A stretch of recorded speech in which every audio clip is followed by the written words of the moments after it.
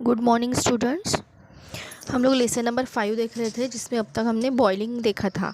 इसके बाद हमें जो देखना है सिर्फ डेफिनेशंस देखने हैं, बाकी का सारा आपका कोर्स में से निकाल दिया गया है। ओके, सो अभी मैं आपको जो पेजेस सेंड कर रही हूँ वीडियो में, उसमें जो मैंने ग्रीन कलर से अंडरलाइन किया है उतना ही हमें पढ़ना है। ओके, और इसके क्वेश्चन आंसर्स मैं ऑलरेडी आपको सेंड कर चुकी हूँ, तो वो क्वेश्चन आंसर्स आपको पूरे लिखने हैं। हाँ, so see the page number 35। Freezing क्या होता है? जनरली आपको पता है फ्रीजिंग क्या होता है। बॉइलिंग मतलब पानी को उबालना, फ्रीजिंग मतलब पानी का जमना।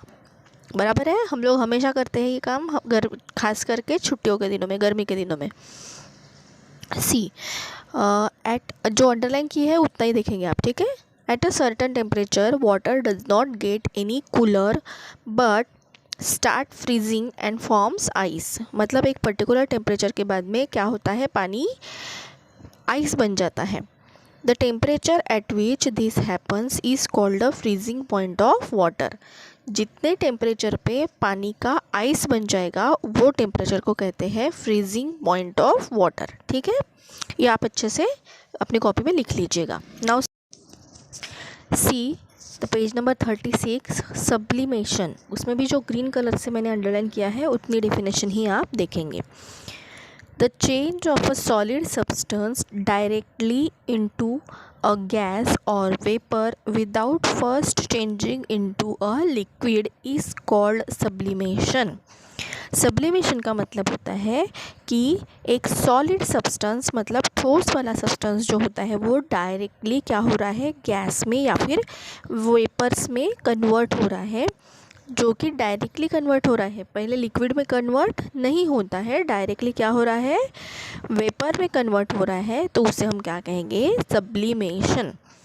ठीक है, अब जैसे देखो आइस है, सॉलिड है, उसका पहले क्या बनता है, लिक्विड बनता है, और उसके बाद उसे जब हम और हीट देते हैं तब उसका जाके क्या बनता है, वाटर वेपर बनता है। लेकिन डायरेक्टली अगर कोई सब्सटेंस क्या हो रहा है, कन्वर्ट हो रहा है, लिक्विड में कन्वर्ट होने के बदले डायरेक्टली क्या हो रहा है, वो गैस फॉर्म में कन्वर्ट हो रहा है, तो इस प्रोसेस को हम कहते हैं सब्लिमेशन। ठीक है, ये भी आप अपने इसमें अच्छे से लिख लेंगे कॉपी में। इसका सबसे कॉमन एग्जांपल है, देखो कैम्फर यानी कि कपूर सॉलिड है, उसे हम अगर बाहर रख देते हैं तो कुछ दिनों में अपने आप वो उड़ जाता है। मतलब क्या हो रहा है, वो डायरेक्टली कन्वर्ट हो रहा है किसमें, वेपर्स में। ठीक है, वो लिक्विड में दिखता है क्या, हमें नहीं दिखता है, वो डायरेक्टली क्या होता है, कन्वर्ट हो जाता है वेपर्स में। सो इस तरीके से कुछ चीज़ें होती है जो डायरेक्टली कन्वर्ट हो जाती है वेपर में सॉलिड से, तो इसे हम कहेंगे sublimation. Okay, now see the page number 37। उस पर 3-4 डेफिनेशंस दिए गए हैं, वो भी हम देखते हैं। जो मैंने ग्रीन कलर से अंडरलाइन किए गए हैं उतने ही आप देखेंगे। Okay, substances break into small pieces और पार्टिकल्स। जो कोई भी चीज़ जो है वो छोटे छोटे टुकड़ों में टूट जाता है। Such substances are said to be brittle. ऐसे सब्सटेंसेस को क्या कहते हैं, ब्रिटल। कोई भी चीज़ ले लीजिए आप अपने आजू बाजू में, वो क्या होती है, छोटे छोटे टुकड़ों में टूटती है। जैसे कि एग्जांपल दिया है आपके इसमें डायग्राम में, देखो 5.8 चौक दिया गया है, उससे अगर आप तोड़ते हो तो क्या हो जाता है, वो छोटे छोटे पार्टिकल्स में या पीसेस में टूटता है, उसे हम कहते हैं ब्रिटल। ऐसे such substances are said to be brittle. This property of substances is called brittleness. इस प्रॉपर्टी को क्या कहते हैं, ब्रिटलनेस। इसे हम कहेंगे ब्रिटलनेस। कोई भी सब्सटेंस जो है वो पीसेस में टूटता है, इस प्रॉपर्टी को हम कहते हैं brittleness. Okay, now see next, जितना ग्रीन कलर में किया हुआ है वो देखिएगा। The hardness of a substance is determined by how much resistant is offer to the substance being pushed through it. यानी कि इसका मतलब क्या होता है, देखिए डायग्राम नंबर 5.9 आपको दिख रहा है, उसमें क्या दिख रहा है आपको, एक हैमर से उसके जो एक शीट दी हुई है उसे वो क्या कर रहा है, ठोक रहा है ना, हैमरिंग कर रहा है। तो वो जो सब्सटेंस है जिसको हैमरिंग हो रहा है वो कुछ रेजिस्टेंट पावर दिखाता है, यानी कि अपोज करता है, यानी कि वो अपने आप के अंदर उस चीज़ को जाने के लिए पहले अपोज करेगा, उसे कहते हैं रेजिस्टेंस। ठीक है, तो ये जो प्रॉपर्टी होती है इसे हम कहते हैं hardness. Okay, now see the next 5.10 elasticity.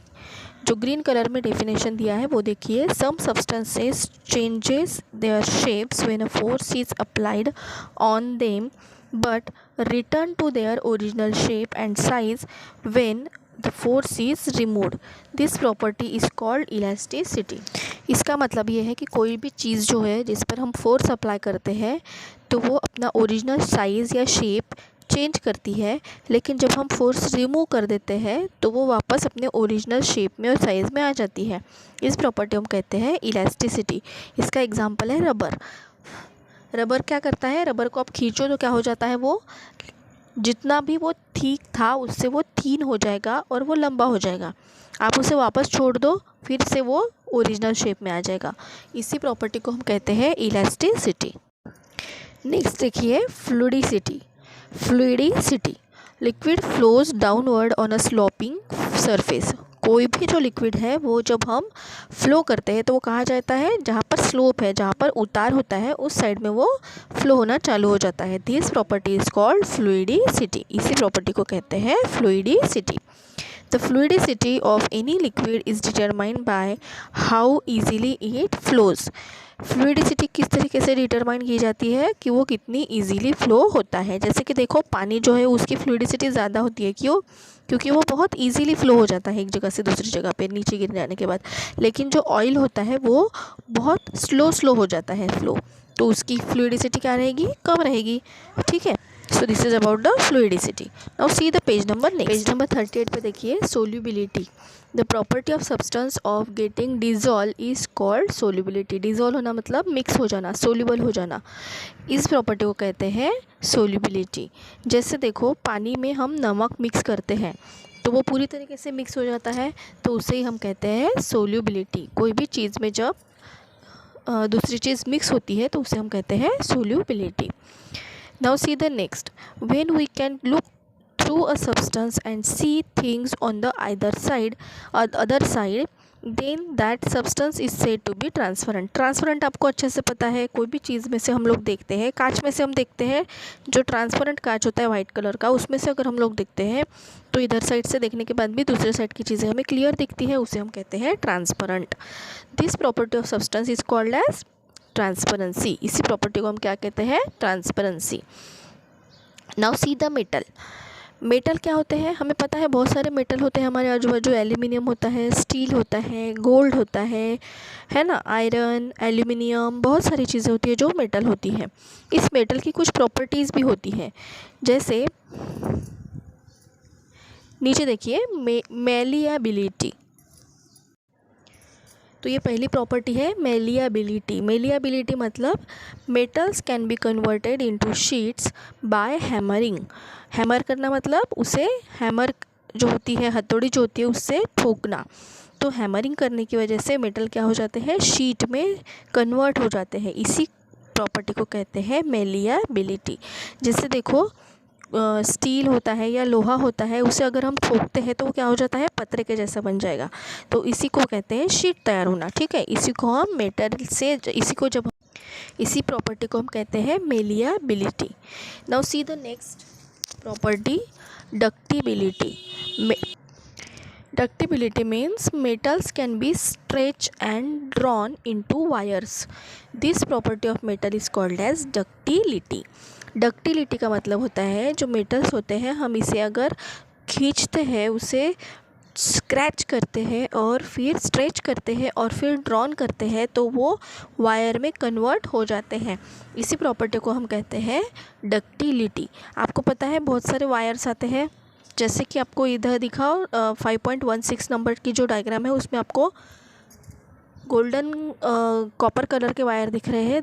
ये काय के वायर्स है, कॉपर नाम का जो एक मेटल होता है उसके वायर्स होते हैं, जो बहुत सारे इलेक्ट्रिक चीज़ें होती हैं उसमें ये रहते हैं। तो इसी प्रॉपर्टी को हम क्या कहते हैं, डक्टिलिटी। उसके बाद देखिए electrical conductivity. Electricity flows through metals. All metals are conductors of electricity to a greater or lesser extent. This property is called electrical conductivity. आपको पता है जो मेटल्स होते हैं वो क्या करते हैं, इलेक्ट्रिसिटी एक जगह से दूसरी जगह लेके जाते हैं, इसी को कहते हैं इलेक्ट्रिकल कंडक्टिविटी। कंडक्ट करना मतलब एक जगह से दूसरी जगह लेके जाना, कंडक्टर्स, ठीक है। तो इसीलिए जो हमने ऊपर देखा कि मैंने कहा कि आपको कॉपर के जो वायर होते हैं वो इलेक्ट्रिक जो हमारे चीज़ें होती है उसमें यूज़ करते हैं। क्यों करते हैं, क्योंकि वो इलेक्ट्रिसिटी एक जगह से दूसरी जगह लेके जा सकते हैं।